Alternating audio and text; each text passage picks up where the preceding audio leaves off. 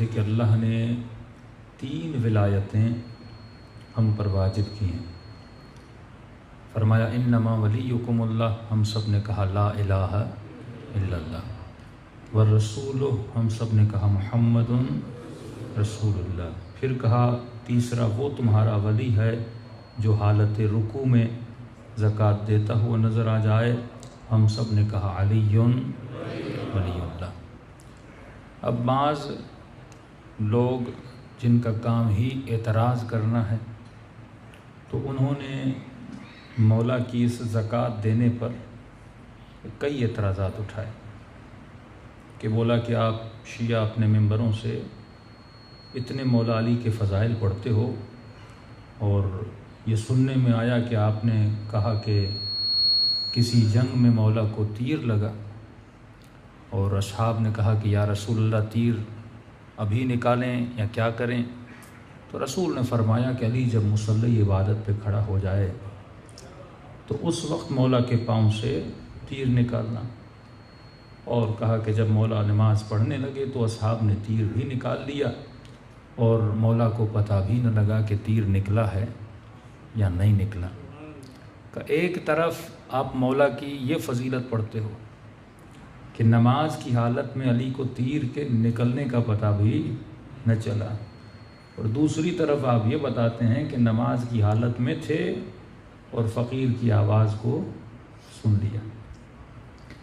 تو اس کے 2 جوابات ہیں۔ ایک تو یہ، جب بھی کوئی اعتراض کرے، میں نے کل بھی 2 اصطلاحیں آپ کو بتائی تھی، جواب حلی اور جواب نقضی۔ حلی یہ کہ آپ روایت پڑھیں، روایت میں یہ ہے کہ فقیر نے 3 مرتبہ مانگا تھا کہ ہے کوئی مجھے خیرات دینے والا، نہ کسی نے آواز سنی نہ کسی نے خیرات دی۔ دوسری مرتبہ مانگا ہے کوئی مجھے خیرات دینے والا، کسی نے خیرات نہ دی، کیونکہ حالت نماز میں تھے، کوئی خیرات دیتا بھی تو کیسے دیتا۔ تیسری مرتبہ مانگا کہ ہے کوئی مجھے خیرات دینے والا، کسی نے خیرات نہیں دی۔ کہ چوتھی مرتبہ سائل نے نمازیوں سے نہیں بلکہ اللہ سے شکوہ کیا کہ اے خدا میں تیری دربار میں آیا ہوں، رحمت للعالمین نبی کے دربار میں آیا ہوں، اور کوئی مجھے خیرات نہیں دے رہا۔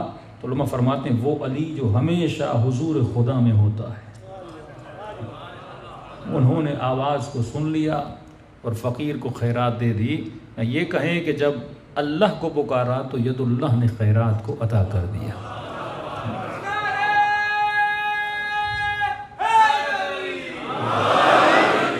جب یہ جواب دیا گیا تو پھر انہوں نے دوسری روایت پہ اعتراض کر لیا کہ یہ بات ہماری سمجھ میں نہیں آتی، کسی کے پاؤں سے تیر نکلے اور یہ کیسے ممکن ہے کہ اس بندے کو پتہ نہ چلے۔ ہمیں تھوڑی سی بھی تکلیف ہوتی ہے، ہلکا سا بخار بھی ہوتا ہے تو نماز پڑھی نہیں جاتی، اور آپ یہ کہیں کہ مولا کے پاؤں سے تیر نکلا، یہ غیر فطری عمل ہے، یہ غلو ہے جو آپ حضرت علی کے بارے میں کر رہے ہیں۔ تو اگر انسان قرآن پڑھے تو اس کے ہر اعتراض کا جواب قرآن سے مل سکتا ہے۔ تو آئیے اٹھاتے ہیں سورہ یوسف کو۔ جناب زلیخا پہ جب مصر کی کافرہ عورتوں نے اعتراض کیا کہ اے زلیخا تیرے غلام میں ایسا کیا ہے کہ تو غلام پہ عاشق ہو گئی، تو بی بی زلیخا نے کہا کہ ابھی تک تم نے حسن یوسف کو دیکھا نہیں ہے۔ کہتی ہیں کو اپنی دربار میں بلاتی ہے کہ ایسا کیا ہے حسن یوسف میں؟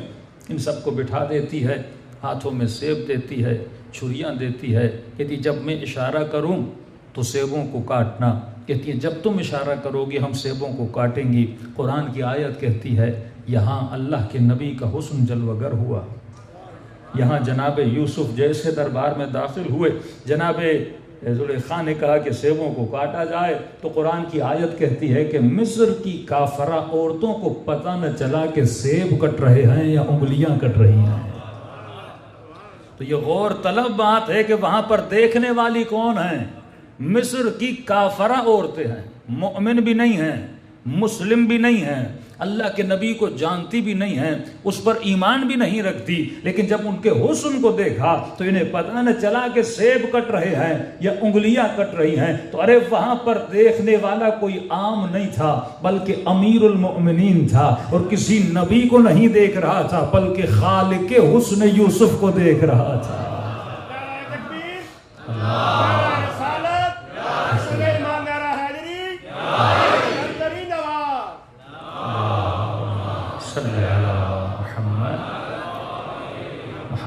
عجل فرجهم، تو مولا علی کو کیسے پتہ چلتا کہ پاؤں سے تیر نکلا ہے یا نہیں نکلا، جو خالق حسن کل ہے۔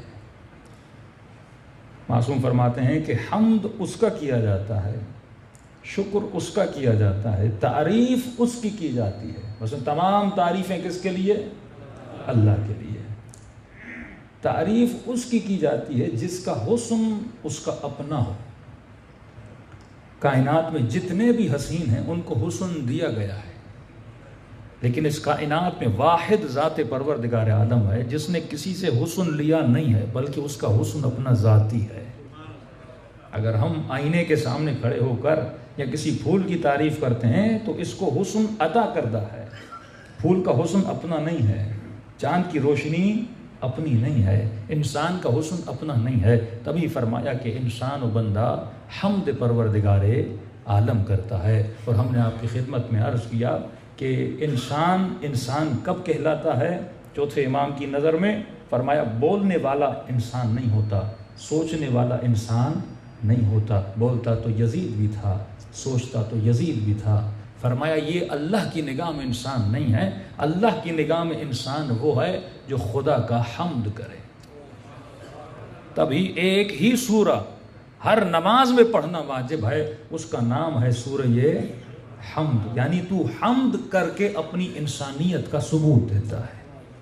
اگر تو حمد خداوندی نہ کرے تو تو انسان نہیں ہے۔ کہ مولا حمد کیسے کیا جاتا ہے؟ امام نے فرمایا حمد عملی ہے، حمد لسانی نہیں ہے۔ مثال کے طور پہ سورہ حمد پڑھے، کہے الحمدللہ رب العالمین، یہ زبان سے حمد کر رہا ہے، لیکن جب تک یہ حمد عمل کے میدان میں نہیں آتا تب تک یہ انسان نہیں کہلائے گا۔ مولا حمد عملی کیا ہوتا ہے؟ فرمایا اللہ نے تجھے جتنے اعضاء دیے ہیں کسی ہدف کی وجہ سے دیے ہیں۔ مثلا جو عضو جس مقصد کے لیے خلق کیا گیا ہے اگر اس مقصد میں استعمال ہوتا ہے تو یہ حمد پروردگار عالم ہے، لیکن اگر اس مقصد میں استعمال نہیں ہوتا یہ حمد خدا نہیں ہے، یہ کفران نعمت پروردگار عالم ہے۔ اور قرآن کی آیت ہے ان شکرتم لازیدنکم وان کفرتم وان عذابی لشدید۔ آنکھ کو جس مقصد کے لیے استعمال کرو جس مقصد کے لیے میں نے پیدا کیا ہے، کان کو اس مقصد کے لیے استعمال کرو جس مقصد کے لیے میں نے خلق کیا ہے۔ تو جب انسان کا نظریہ مضبوط ہو جائے گا آٹومیٹیکلی انسان کے اندر عمل بھی مضبوط ہو جائے گا۔ ہم نے کہا دو ولایتیں ہیں،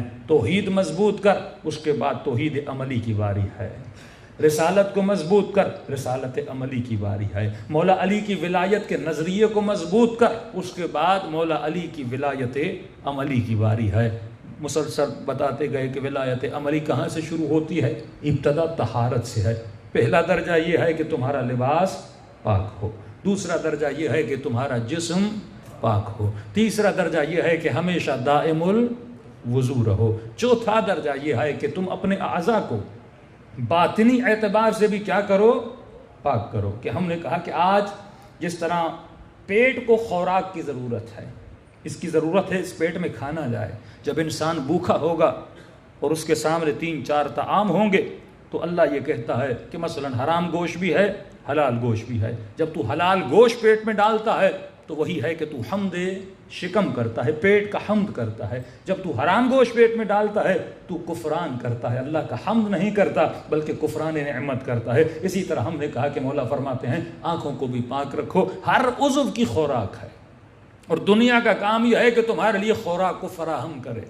خوراک کہوں، غذا کہوں، ڈیٹا کہوں، انفارمیشن کہوں، دنیا آپ کے لیے ڈیٹا کریٹ کرتی ہے، اور کب کرتی ہے؟ کیونکہ اس ڈیٹا کی ڈیمانڈ ہے۔ آدمی کو اللہ نے آنکھیں دی ہیں، آنکھیں کچھ دیکھنا چاہتی ہیں تو دنیا آپ کے لیے دیکھنے والی چیزوں کو بناتی ہے۔ کان اللہ نے دیے ہیں، کان کا کام سننا ہے تو دنیا آپ کے لیے سننے والی چیزوں کو بناتی ہے۔ کوئی نوحہ بناتا ہے، کوئی گانا بناتا ہے، کوئی مختلف نغمے بناتا ہے، کان کا کام سننا ہے۔ اب یہ تمہارا کام ہے کہ تو سنتا کیا ہے، یہ تمہاری سلیکشن ہے، تو اپنے لیے کس چیز کو انتخاب کرتا ہے۔ تو جو چیز تو انتخاب کرتا ہے وہی تیری قیمت ہے۔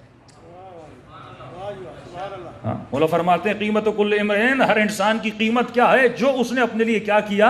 انتخاب کیا۔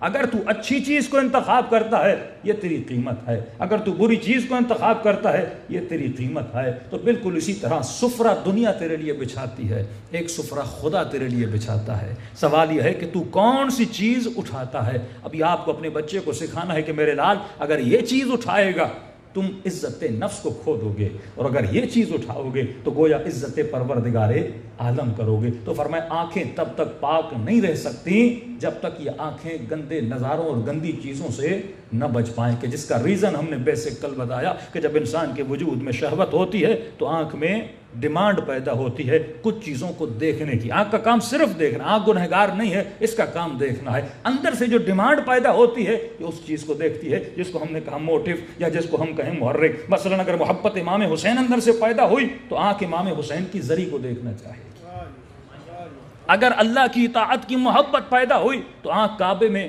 دیکھنا چاہے گی، اگر رسول کی محبت پیدا ہوئی تو یہ آنکھ مدینۃ الرسول کو دیکھنا چاہے گی۔ لیکن اسی طرح اگر وجود میں شہوت بڑھ گئی تو آنکھیں شہوانی چیزوں کو دیکھنا پسند کرے گی۔ اب اس کے روٹس اہل بیت نے بتائے کہ شہوت کو بجھانے کا بہترین طریقہ یہ ہے کہ اپنے اولادوں کی جلد از جلد شادی کر لو۔ جو اللہ نے حلال لذت دی، حلال گوشت، حلال لذت، حلال کھانا، حلال پانی، حلال شربت، تمام تر چیزیں جو اللہ نے حلال بنائی ہیں وہ تمہاری اندر کی شہوانی نفس کی بھوک کو بجھانے کے لیے بنائی ہیں۔ لیکن اگر تو اس کو بجھاتا نہیں ہے تو یہ غلط راستے سے اپنی بھوک کو بجھانا شروع کر دے گا، پھر میڈیا کی طرف جائے گا، پھر سوشل میڈیا کی طرف جائے گا، وہاں پہ بے تحاشا اتنا مٹیریل پڑا ہوا ہے کہ پوری زندگی بھی اگر یہ دیکھے اس کے لیے کمی نہیں ہے۔ تو فرمایا اگر ڈائریکشن اس کی صحیح ہو جائے گی تو اس کی زندگی بھی کیا ہو جائے گی؟ صحیح ہو جائے گی۔ اگر ہم بچوں کو ڈائریکشن نہیں دیں گے، ایک جنگل میں بھیج دیں، وہاں پہ ہر گندی چیز پڑی ہوئی ہے، تو میں نے کسی سے سوال کیا، میں نے کہا یہ بتاؤ کہ اپنے بیٹے کو گاڑی دو گے اگر اسے گاڑی نہ چلانا آئے؟ کوئی باپ بیٹے کو اس گاڑی کی چابی بھی نہیں دے گا۔ کیوں؟ کیونکہ گاڑی سے بھی محبت ہے، بیٹے سے بھی محبت ہے۔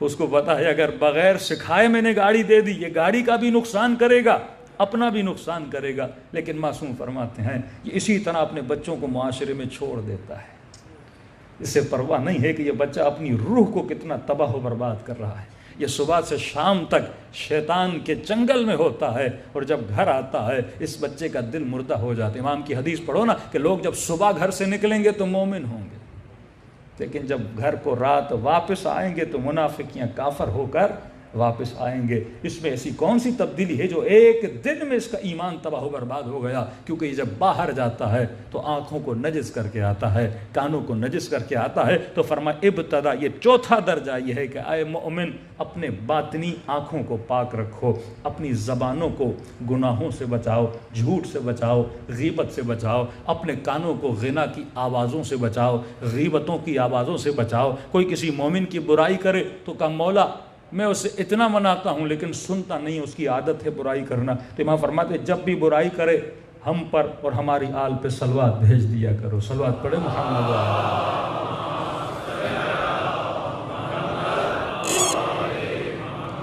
وَأَجِّلْ فَرَجَهُمْ۔ اور آخری درجہ کیا تھا کہ انسان اپنی شکم کو بھی کیا کرے؟ پاک و پاکیزہ کرے۔ کل میں نے وعدہ کیا تھا نخودکی کے واقعے کے سنانے کا کہ فرمایا جس کی شکم میں حرام کا لقمہ چلا جائے اس کا کیا ہوتا ہے؟ دل مردہ ہو جاتا ہے، پھر اس پہ کبھی بھی نہ قرآن کا اثر ہوتا ہے نہ فرمان معصوم کا اثر ہوتا ہے۔ اور لوگوں کو وہ مجلسیں کیوں اچھی لگتی ہیں؟ کیونکہ ان مجلسوں میں نفس کو ٹوکا نہیں جاتا۔ کل میں نے بتایا نا آپ کو کہ اگر جس مجلس میں نفس کو ٹوکا جائے تو ظاہر انسان کو پسند نہیں ہوتا کوئی اس کو ٹوکے۔ معصوم فرماتے ہیں کہ اللہ رحمت کرے اس بندے پر جو اپنی زندگی میں دوسروں کے عیبوں کو تلاش نہیں کرتا بلکہ پوری کوشش یہ کرتا ہے کہ اپنے عیبوں کو تلاش کرے۔ لیکن ہمارے ہاں برعکس، ہم لوگوں کے عیوب کو تلاش کرتے رہتے ہیں لیکن اپنے عیبوں کو تلاش نہیں کرتے۔ آغا نخودکی نے تقریر کی، سرکاری ملازم تھا، اس نے تقریر سنی اور جب گھر گیا تو بیٹے کو کہا کہ آج کے بعد میں حرام کی نوکری چھوڑ دوں گا، یہ سرکاری گاڑی، یہ پیٹرول ویٹرول، شاہ بڑا ظالم ہے، میں شاہ کا ساتھ دینا نہیں چاہتا۔ بیٹا پریشان ہوا کہ اتنی نعمتوں میں رہ رہے ہیں اور باپ ایک مولوی کے کہنے پہ سب کو چھوڑنے کے لیے تیار ہو گیا۔ اتنا بڑا گھر، اتنا بڑا بنگلہ، یہ گاڑیاں، سب کچھ چھوڑ دوں گا، سب کچھ چھوڑ دوں گا، یہ حرام کی کمائی ہے میرے لال، میں جاؤں گا حلال کماؤں گا۔ بیٹا غصے میں آیا، اس نے پسٹل اٹھائی اور مسجد میں آ گیا جہاں پہ آغا نخودکی نماز پڑھاتے تھے۔ نماز سے باہر نکلے، یہ چھپ چھپ کے ان کے پیچھے گیا کہ کسی بند گلی میں جا کے قبلہ کو گولی مار دوں کہ نہ یہ رہیں گے نہ ہمارے باپ کو کوئی نصیحت کرنے والا رہے گا۔ ہاں، تو ان کا پیچھا کیا اور کرتے کرتے جب اپنے گھر کی گلی میں پہنچے، یہ باہر نکل کر گولی مارنے ہی والے تھے تو آغا نخودکی نے وہیں سے آواز دی، میرے لال تو علی کا چاہنے والا ہے، علی والے پیچھے سے نہیں مارتے، میرے آگے آ جا، مارنا ہے تو آگے آ کر مار۔ یہ پریشان ہوا، کہتا جیسے میں نے دیکھا یہ جملہ ظاہر کیا تو وہ تو مجھے دیکھ نہیں رہے تھے، میں تو پیچھے چھپا ہوا تھا، اور ایسے ان کی آواز کی میرے اوپر دہشت طاری ہوئی کہ میرا بدن کانپنے لگا۔ کہ میں نے آغا خامنہی کا جملہ آپ کو بتایا تھا نا کہ جب چھوٹے سے بچے نے کہا کہ قبلہ دنیا آپ سے کیوں ڈرتی ہے، تو آغا خامنہی نے کیا جواب دیا؟ یہ نہیں کہا کہ ہمارے میزائلوں کی وجہ سے ڈرتی ہے، یہ نہیں کہا کہ ہم نے بڑا انقلاب لایا ہے اس لیے ڈرتی ہے، یہ نہیں کہا کہ بیٹا میں نماز تہجد پڑھتا ہوں دنیا اس لیے ڈرتی ہے، سمپل سا جواب دیا کہ میرے لال کیونکہ ہم خدا سے ڈرتے ہیں، دنیا ہم سے ڈرتی ہے۔ جب آپ کے وجود میں خوف خدا ہوتا ہے، خدا آپ کا خوف لوگوں کے دلوں میں ڈال دیتا ہے۔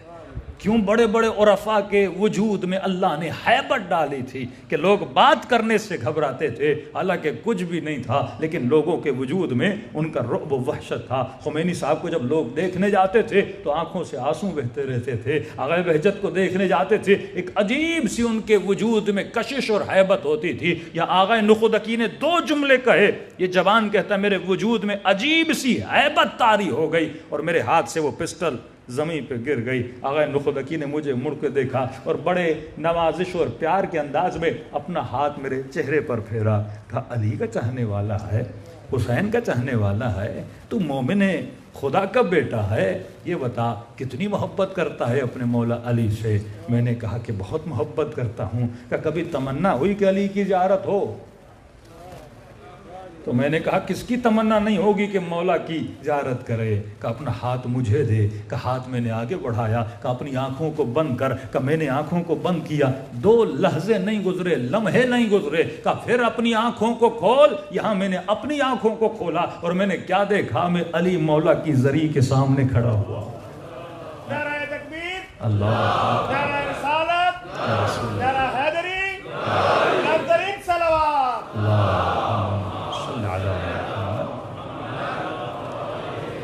جب انسان خود کو اتنا طاہر بنا لے، اتنا پاک بنا لے، وہ صاحب کرامت بن جاتا ہے۔ جب اس کا دل محبت خدا سے سرشار ہو جاتا ہے، وہ اس طرح کرامتوں کا مظاہرہ کرتا ہے کہ جیسے آنکھیں کھولی مولا علی کے حرم کے سامنے تھا۔ آغا نخودکی نے مختصر زیارت پڑھی کہ بیٹا حسین سے محبت کرتا ہے؟ میں نے کہا کیوں نہیں کرتا؟ کہ آنکھوں کو بند کر۔ آنکھوں کو بند کیا، پھر جب آنکھوں کو کھولا تو میں نے کیا دیکھا؟ میں حرم امام حسین کے سامنے کھڑا ہوا ہوں۔ پھر کہا کہ نبی سے محبت کرتا ہے؟ میں نے کہا کیوں نہیں کرتا؟ پھر کہا آنکھوں کو بند کر۔ میں نے آنکھوں کو بند کیا، پھر جب آنکھیں کھلی تو کیا دیکھا؟ مدینۃ الرسول کے سامنے ہوں، جنت البقیع کی زیارت کی۔ پھر آنکھوں کو بند کیا، جب کھولا تو کیا دیکھا؟ جس گلی میں کھڑا تھا وہیں پر کھڑا تھا۔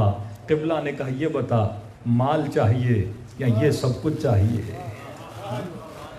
دنیا کی لذتیں محدود ہیں، اگر یہ مقامات چاہتا ہے میرے لال تو وہ سب کچھ چھوڑنا پڑے گا۔ اور بعد میں یہ آغا نخودکی کا بہترین شاگردوں میں سے ایک شاگرد بنا، جس نے ولایت عملی پہ عمل کیا اور اس کی دنیا بھی بنی، اس کی آخرت بھی بنی۔ تو اے انسان، یہ شکم بڑی اہمیت کی حامل ہے۔ اگر ایک لقمہ حرام کا چلا جائے، میں نے بتایا آج مارکیٹوں میں چھوٹے سے چھوٹے چاکلیٹ اور چنگم پہ بھی کیا ڈالا جاتا ہے؟ اینیمل فیٹ ڈالا جاتا ہے، جس کا میں نے آپ کو حوالہ بھی دیا تھا کہ گوگل میں جس لکھ لیں حلال ای کوڈز، اور جو بھی پروڈکٹ لیں اس کو نیچے سے چیک کیا کریں کہ یہ حلال ہے یا حرام۔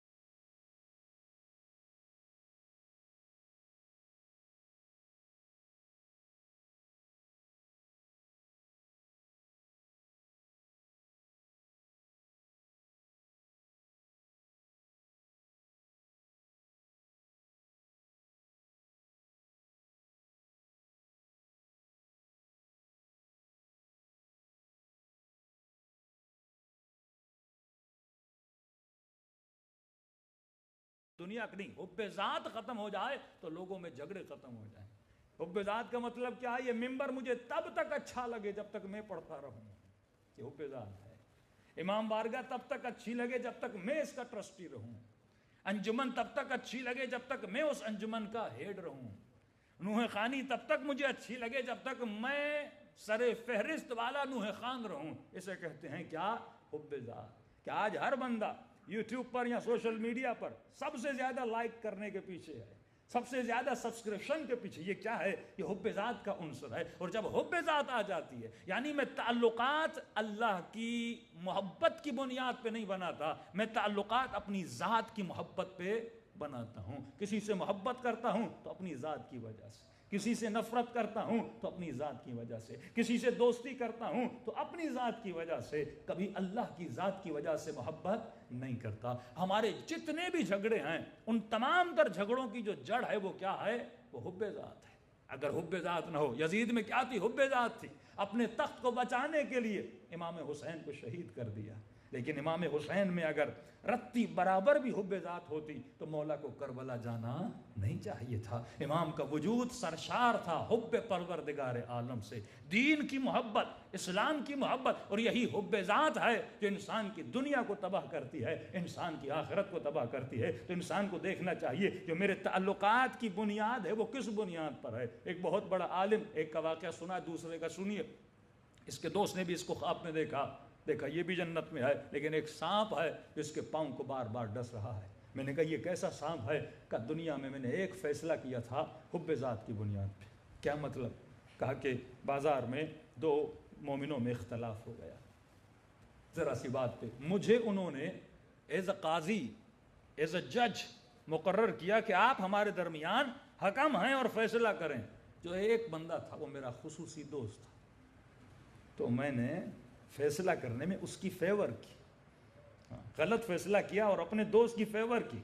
کبھی غلطی میرے بیٹے کی ہوتی ہے، کیونکہ میرا بیٹا ہے میں اس کی فیور کرتا ہوں، کیونکہ میرا بھائی ہے میں رشتہ داری کی وجہ سے فیور کرتا ہوں، پر میں اس گناہ کی سزا مجھے آج تک مل رہی ہے۔ اے کاش میں فیصلہ حق پر کرتا، ذات کی محبت کی وجہ سے نہ کرتا، اللہ کی محبت کی وجہ سے کرتا۔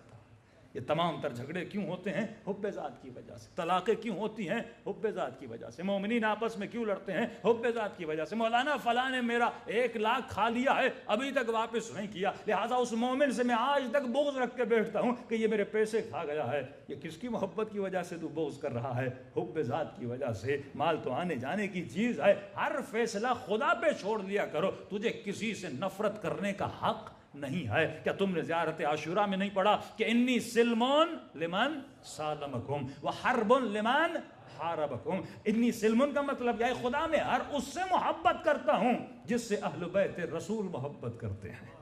تو جو علی ولی اللہ کہے، جو لا الہ الا اللہ کہے، جو محمد رسول اللہ کہے، تو اس سے کیسے نفرت کر سکتا ہے؟ اپنی ذات کی بنیاد پہ نفرت نہیں کر سکتا۔ تب تک تجھے حق نہیں جب تک وہ دشمن خدا نہیں بن جاتا، دشمن اہل بیت نہیں بن جاتا، اس سے نفرت جائز ہے۔ یا اللہ کا دشمن ہو یا رسول اور آل رسول کا دشمن ہو، میں اپنی ذات کی وجہ سے کسی سے دشمنی نہیں کر سکتا، میں اپنے تعلقات کی بنیاد پہ۔ یہ جنگیں کیوں ہوتی ہیں؟ یہ حب ذات کی وجہ سے۔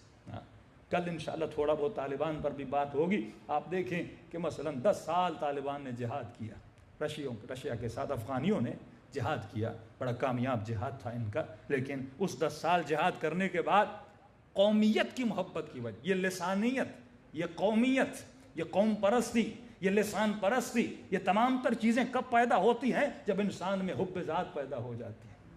کتنے لوگ قومیت کی بنیاد پہ، لسانیت کی بنیاد پہ، پٹھان مہاجر کا جھیڑا کراچی میں چلا، اتنے جھگڑے چلے کراچی میں آپ دیکھتے ہیں، اور مثلا بلوچوں کا دوسروں کے جھگڑے اتنے چلے، یہاں ہزارہ برادری کو مارا گیا، صرف کس بنیاد پہ؟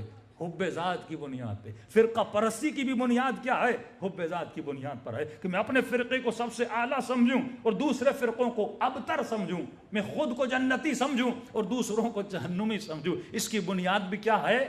حب ذات بنیاد ہے۔ جب حب ذات آتی ہے تو قومیت بڑھتی ہے، جب حب ذات آتی ہے تو لسانیت آتی ہے. یہ رنگ پرستی ازم کیوں پیدا ہوتا ہے؟ کیونکہ انسان میں کیا ہے؟ حب ذات ہے. لیکن ذرا قرآن کو اٹھاؤ، خدا کس سے محبت کرتا ہے؟ ان اکرمکم عند اللہ اتقاکم. اے انسان، اگر کسی شے پہ تو فخر کر سکتا ہے تو اپنی تقوی پہ فخر کر سکتا ہے. نہ رنگ پہ فخر ہے، نہ نسل پر فخر ہے، نہ ذات پہ فخر ہے، نہ اولاد پہ فخر ہے. اے انسان، قیامت کے دن کچھ ایسے لوگوں کو لایا جائے گا یوم تری المؤمنون والمؤمنات یسعی نورہم بین ایدیہم وبایمانہم، جن کے چہروں سے نور نکل رہا ہوگا. سوال ہوگا یہ انبیاء ہیں؟ اب آئے گا نہیں. یہ اولیاء ہیں؟ نہیں. یہ امام ہیں؟ نہیں. یہ شہداء ہیں؟ نہیں. فرمایا پھر یہ کون ہے جن کے چہروں سے اتنا نور نکل رہا ہے؟ اللہ کی آواز آئے گی، پوچھو انہوں نے دنیا میں ایسا کیا کیا تھا کہ آج یہ جنت میں ایسے جا رہے ہیں جیسے اولیاء جاتے ہیں.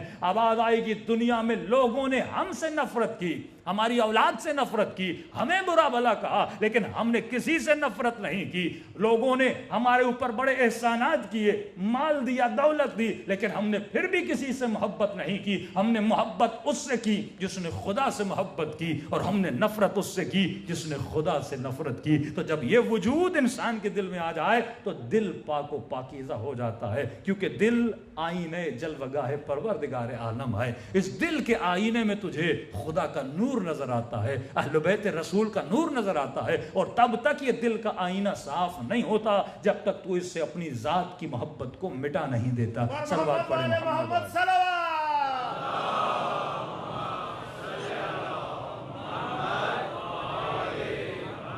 وَأَجِّلْ فَرْجَهُمْ. تو یہی ذات کی محبت اگر انسان کے اندر سے نکل جائے تو تمام تر جھگڑے اور معاملات، ایون ملکوں کے درمیان جھگڑے، مسلمانوں کے درمیان فرقے، یہ ساری چیزیں ختم ہو جائیں. کیونکہ یہ بلا ہے، اور یہ حب ذات اتنی بڑی بلا ہے، اس سے نہ مولوی بچ پاتا ہے نہ مفتی بچ پاتا ہے. کیونکہ پتہ ہی نہیں لگتا کہ میں جو کر رہا ہوں وہ اللہ کی محبت میں ہے یا ذات کی محبت میں. ہاں، بہت مشکل کام. اگر آپ نیک کام بھی کریں گے تو ظاہر ہے اگر کوئی اچھی مجلس پڑے گا واہ واہ ہوگی. ہاں، تو بعض اوقات انسان ذات کی محبت میں کافی باتیں کہہ جاتا ہے، کیونکہ اس سے اس کی ذات کیا ہوتی ہے؟ امپروو ہوتی ہے. مثال کے طور پہ یہ آج ٹک ٹوکر جو لوگ ہیں، ہاں، جس کو ہم گندی شہرت کہتے ہیں، ہاں، یہ ایسا کیوں کرتے ہیں؟ کیونکہ ان کو پتہ ہے گندی شہرت ملے گی تو پھر مال آئے گا، سب کچھ ہوگا. تو کس کی محبت میں کر رہے ہیں؟ ذات کی محبت. اور جب سماج اور معاشرہ شیطانی ہو، دیکھیے اتنا خطرناک معاشرہ ہو چکا ہے پاکستان کا، اگر کوئی اسلامی حکومت ہوتی تو ایسے لوگوں کو پھانسی پہ چڑھا دینا چاہیے. یہ مفسد فی الارض ہیں. ایک مرتبہ میں گنہگار ہوں، میں شرابی ہوں مثلا، میں بدکار ہوں، لیکن میں چھپ کے گناہ کرتا ہوں، کسی کا لینا دینا اس سے نہیں ہے. سزا اسلام کب دیتا ہے؟ دیکھیے ایک زانی ہے، اس نے زنا کی ہے، اسلام کہتا ہے کہ 4 گواہ لاؤ. اچھا، ان گواہوں نے اسے بالفعل وہ گناہ کرتے ہوئے دیکھا ہو، یہ نہ کہ سنا ہو. بالفعل اسلام اتنا دقیق ہے. اور پھر علماء میں بحث چھڑی، وہ گواہ کیسا جس نے یہ منظر دیکھا؟ کیونکہ گواہ کا عادل ہونا ضروری ہے، اور عادل بندہ ایسے منظر کبھی دیکھتا نہیں ہے. کتنی سختی ہے اسلام میں. 4 گواہ عادل ہوں، اور ایسے عادل ہوں جنہوں نے دیکھا ہو. وہ عادل کیسا جو ایسا گندا منظر دیکھے؟ مطلب گواہی دینے والا عادل رہا نہیں. تو اس کا مطلب اگر کوئی گھر میں فعل کرے، 4 بندے بھی دیکھیں، تو یہاں پر بھی چھوٹ اسلام میں ہے، کیونکہ ان گواہوں کی عدالت آپ کو نظر نہیں آتی. مطلب اسلام سزا کب دینا چاہتا ہے؟ جب یہ فعل کرنے والا اتنا لوگوں کے سامنے گناہ کر کرے. ہاں، کیونکہ جب معاشرے میں آ کے، جیسے قوم لوط گناہ کرتی تھی تو معاشرے میں علی الاعلان، اب یہ باعث بن رہا ہے فساد کا. سخت ترین سزا اگر خدا کی ہے تو زانی کی ہے، اسپیشلی وہ زانی جو شادی شدہ ہو کر ایسا گناہ کرے. تو اسلام کہتا ہے اسے زمین میں آدھا دفن کیا جائے اور اتنے پتھر مارے جائیں. ایون یہ بھی کہا پتھر مارنے والے بھی وہ ہوں جنہوں نے خود یہ گناہ نہ کیا ہو، تاکہ معاشرے میں یہ بیماری ختم ہو جائے. کہ مولا اتنی سخت سزا کا، کیونکہ خدا غیرت مند ہے، وہ کبھی برداشت نہیں کرتا کہ کوئی معاشرے کو اتنا فاسد کرے. اور فقہ اور شریعت کی کمی کی وجہ سے، انفارمیشن نہ ہونے کی وجہ سے مجھے کئی فون کالز آئے کہ لوگوں کو پتہ ہی نہیں کہ مولانا ایک شادی شدہ عورت کے ساتھ تعلق بنا، اس خاتون نے طلاق لے لی ہے، اب کیا میں اس سے شادی کر سکتا ہوں؟ اور کئیوں نے شادیاں کر بھی لیں. دوسری فقہ میں شادی ہو سکتی ہے، لیکن فقہ اہل بیت میں اگر کسی شخص کا کسی شادی شدہ عورت کے ساتھ الیاذ باللہ اگر کوئی تعلق تھا اور بعد میں تاکہ طلاق لے بھی لے، فرماتے یہ حرام ابد ہے، تو کبھی بھی اس عورت سے شادی نہیں کر سکتا، حرام ابد ہے، کیونکہ تم نے اللہ کی غیرت کو للکارا ہے.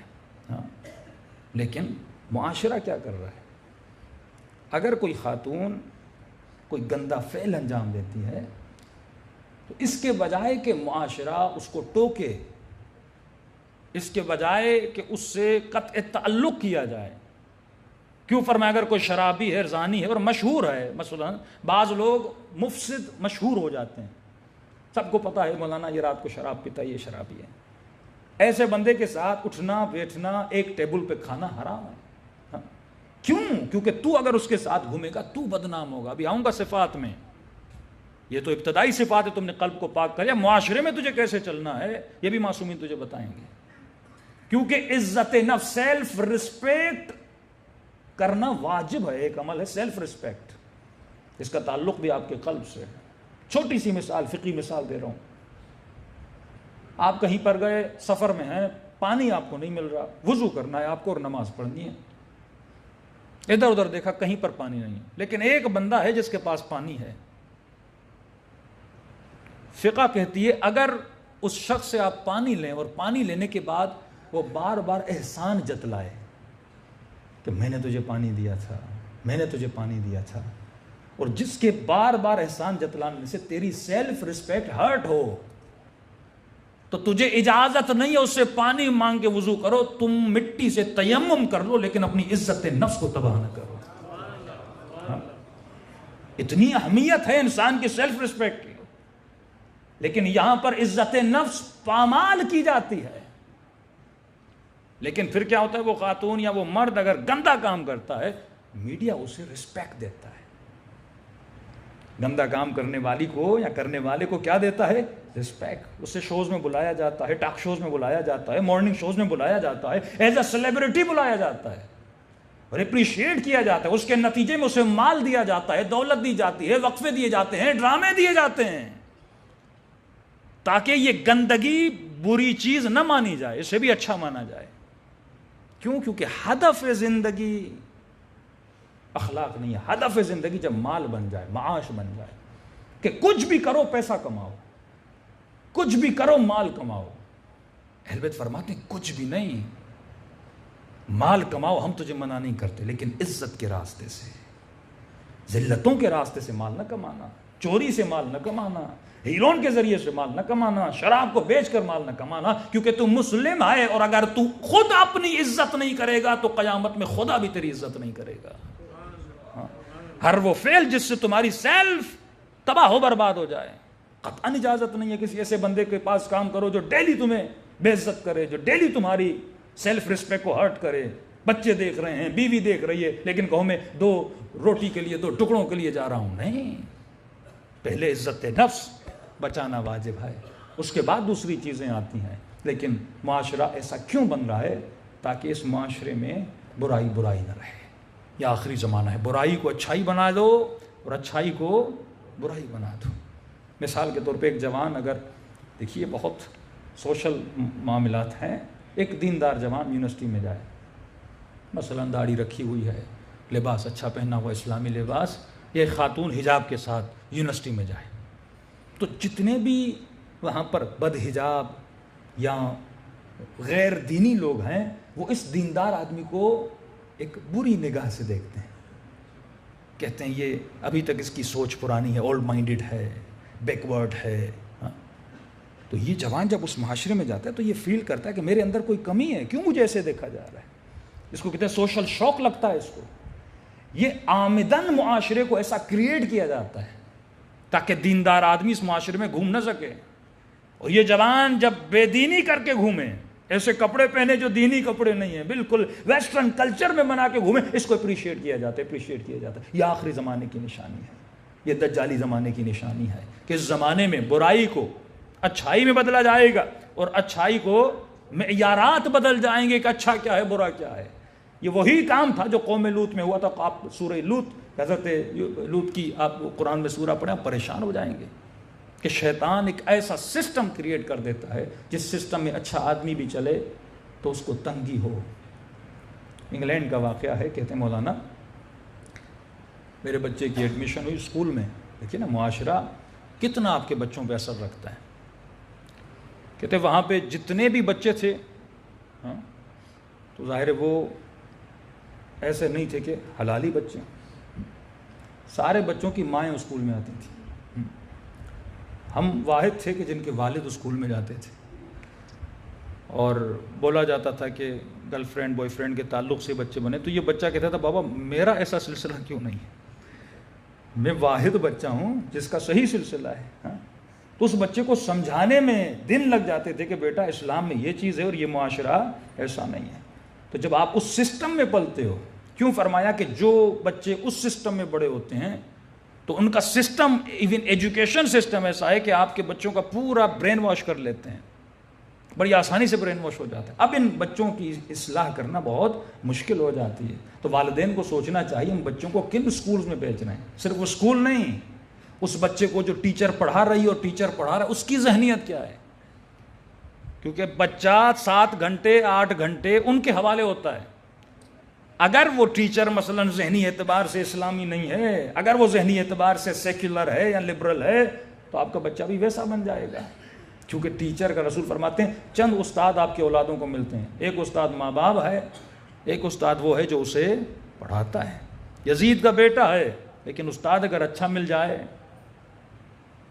ہارون کا بیٹا ہے لیکن استاد اگر اچھا مل جائے تو انسان کی تقدیر بدل جاتی ہے. تو فرمایا جس معاشرے میں رہتے ہو یہ فتنوں کا زمانہ ہے, اور تب تک مومن بچ نہیں سکتا جس کے اندر یہ صفات نہیں ہوں گی. مولا کون سی صفات ہے؟ فرمایا پہلی صفت اہل بیت کے چاہنے والے کی, اب تمام تر طہارتوں کے بعد صفات میں آ رہا ہوں, پہلی صفت یہ ہے کہ مومن صفت علم کا حامل ہوتا ہے.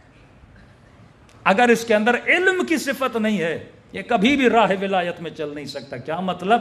فرمایا کم از کم ہر مومن کے لیے, اب اگر مولانا ہے اور طالب علم ہے تو اس کی بحث الگ ہے, لیکن عام مومن کے لیے استاد اخلاق فرماتے ہیں کم از کم ڈیلی بیسس پہ 20 پیجز انسان کو پڑھنے چاہیے. اپنے اوپر واجب کر لے کہ مجھے 20 صفحے یا 40 صفحے علم اہل بیت کے کیا کرنے ہیں, حاصل کرنے ہیں. وہ تفسیر قرآن کے پڑھے, وہ درس اخلاق کے پڑھے, وہ تاریخ اسلام کے پڑھے, کم از کم 20 صفحے پڑھے تاکہ ڈیلی بیسس پہ تمہارا علم کیا ہوتا رہے, بڑھتا رہے. کیونکہ یہ علم ہے جو تمہیں جہالتوں سے بچاتا ہے, یہ علم ہے جو تجھے خطرات سے بچاتا ہے. مولا سے پوچھا مولا انسان کا سب سے بڑا دشمن کون ہے؟ مولا نے یہ نہیں کہا شیطان ہے, یہ بھی نہیں کہا کوئی یزید و شمر ہے. فرمایا تیرا سب سے بڑا دشمن تیری اپنی جہالت ہے. جب تک تو جہالت کو ختم نہیں کرے گا تب تک کوئی دشمن سے بچ نہیں سکتا. یہ جہالت ہے جو تمہاری ایون موت کا سبب بنتی ہے. اگر تمہارے وجود میں علم آ گیا تو ایک تو اپنے بچوں کو عادت دلائیے کم از کم ڈیلی بیسس پہ 20 صفحے یہ کیا حاصل کریں, علم حاصل کریں. دوسری صفت ایک مومن کی صفت حلم ہے. مومن حلیم ہوتا ہے. یہ مجلسوں والا حلیم نہیں ہے, وہ تو آپ ماشاءاللہ بہت کھاتے ہیں. صفت حلم اس کے اندر ہوتی ہے. مجلسوں سے حلیم صرف یہ صفت حلم تمہارے اندر ہونی چاہیے. علم کا مطلب کیا ہے؟ فرمایا یہ اپنے ایموشنز پہ کنٹرول کرتا ہے, جو اپنے جذبات پہ کنٹرول نہ کرے. ایک تو ہے اعضاء پہ کنٹرول کرنا, ایک ہے جذبات پہ کنٹرول کرنا. آپ نے ہاتھ کو گناہ سے بچا لیا, آنکھ کو گناہ سے بچا لیا, کانوں کو گناہ سے بچا لیا, لیکن یہ باپ گھر میں اتنا غصے والا ہے کہ ایک انٹیریئر زن میں بچہ کہہ رہا تھا مولانا والد گھر میں آتے سے لگتا ہے شمر آ گیا. کوئی علی والا ہے لیکن اتنا غصے والا کہ بچہ بات ہی نہیں کر پاتا, بیوی بات ہی نہیں کر پاتی. یہ کیسا اخلاق ہے؟ صفت حلم اپنے ایموشنز پہ کنٹرول کرتا ہے, اپنے جذبات پہ کنٹرول کرتا ہے, اپنے غصے پہ کنٹرول کرتا ہے. ہاں یہ دیکھ کہ تیرے جذبات تیرے اوپر کا حاوی ہیں یا تو جذبات کے اوپر حاوی ہے. ہاں فوراً تیرا ہاتھ اٹھ جاتا ہے بچے پر یا بیوی پر. ہاں اس خاتون کو سوچنا چاہیے میں غصے میں آتی ہوں شوہر کے ساتھ کیا بولتی ہوں. ہاں کیونکہ تمہارے جذبات پہ اگر کنٹرول نہیں تو ولی والا نہیں ہو سکتا. بھائی تمام تر طاقت کے ہوتے ہوئے دشمن کے سینے پر سوار ہیں اور اتنی بے حرمتی کے مولا کے چہرے پہ لعاب دہن پھینک لیا. اور علی 40 قدم چل کے بتاتے ہیں کہ علی وہ ہے جو اپنے جذبات پہ کنٹرول کرتا ہے.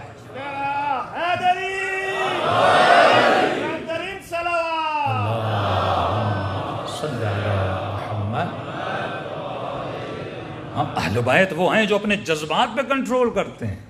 2 ٹکے کا کافر وہ مولا کو غصہ دلائے. یہ شان علی تو نہیں ہے کہ ایک چھوٹا سا بندہ آپ کو غصہ دلائے. روڈ پہ چل رہے ہیں بندے نے گالی دے دی آپ غصے میں آ گئی. جھگڑے کیوں ہوتے ہیں؟ ہاں اموات کیوں ہوتی ہیں؟ ذرے سے غصے پہ انسان کسی کو قتل کر دیتا ہے. چھوٹے سے غصے پہ لڑائیاں ہوتی ہیں. بھائی بھائی پہ دست وغیرہ ہو جاتے ہیں. ایک تو حب آزاد دوسرا ایک تو یعنی ذات کی محبت بھی ہے پلس میں کنٹرول بھی نہیں ہے.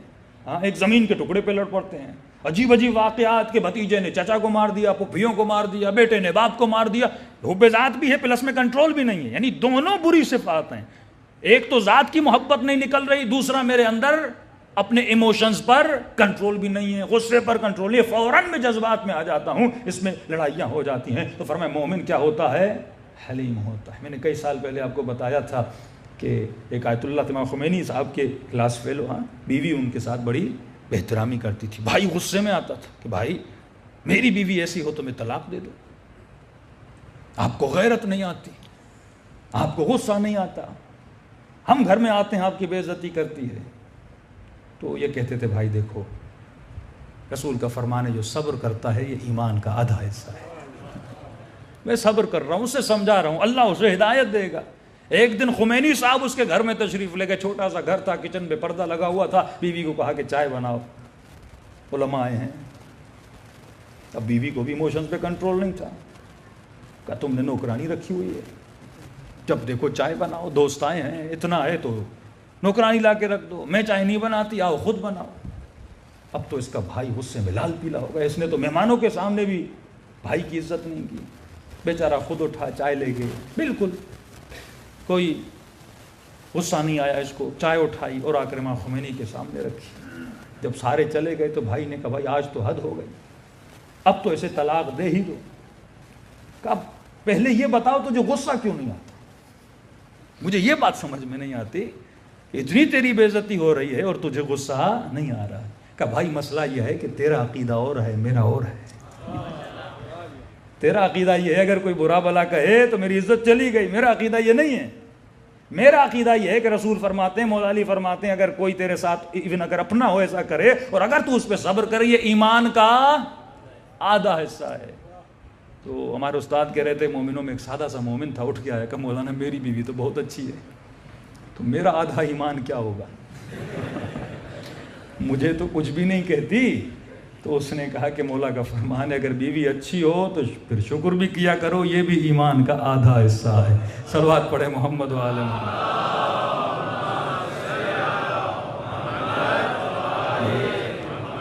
اجل فرجہم تو صفت حلم اگر کسی کے اندر نہیں ہے فوراً غصے میں آ جائے اپنے جذبات پہ کنٹرول نہ کر پائے اس کا مطلب یہ بھی اہل بیت کے راستے پہ چلنے کی صلاحیت نہیں رکھتے. تمام تر مراتب اس کو ڈیٹیل میں پڑھیں انسان کی زندگی یہاں سے وہاں ہو جاتی ہے. تیسری صفت صفت رشد.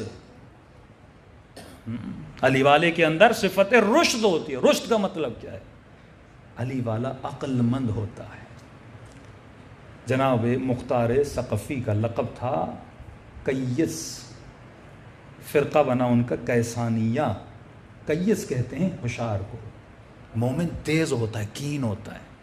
ہاں ذرا ذرا سی بات میں ہر کسی کے دھوکے میں نہیں آتا. فوراً شیطان کے جال میں نہیں پھنستا. اسے پتہ ہوتا ہے یہ ہوشیار ہوتا ہے. اور ہوشیار کیسے بنے گا؟ پھر اس کا لنک ہے علم کے ساتھ. جب تک علم نہیں آئے گا یہ ہوشیار کیسے بنے گا؟ جب تک یہ شیطان شناس نہیں بنے گا دشمن شناس نہیں بنے گا. بعض مومنین آپ نے دیکھے ہوں گے کہ کچھ لوگ کہتے ہیں مولانا اس کو غصہ دلا کے دکھائیں. اب ان کو پتا ہوتا ہے اس کی کمزوری کیا ہے اس کی نبض کیا ہے اور وہ بھی فوراً کیا ہو جاتا ہے غصے میں آ جاتا ہے. ہم نے اربعین میں کئی ایسے واقعات دیکھے. اب یہ بھی حالت لوگ اربعین پہ زیارت کرنے جاتے ہیں لیکن پورے راستے مذاقیں کرتے جاتے ہیں. کیونکہ انسان اگر ہوشیار ہو وہ کبھی بھی نقصان کا سودا نہیں کرتا. واسو فرماتے اگر عقل مند ہو نا تو یہ فائدے کا سودا کرتا ہے. کہ مولا وہ کیسے؟ فرمایا دنیا جو ہے محدود ہے، آخرت کو اللہ نے بقا دی ہے. تو شمر نے جو سودا کیا وہ نقصان کا تھا.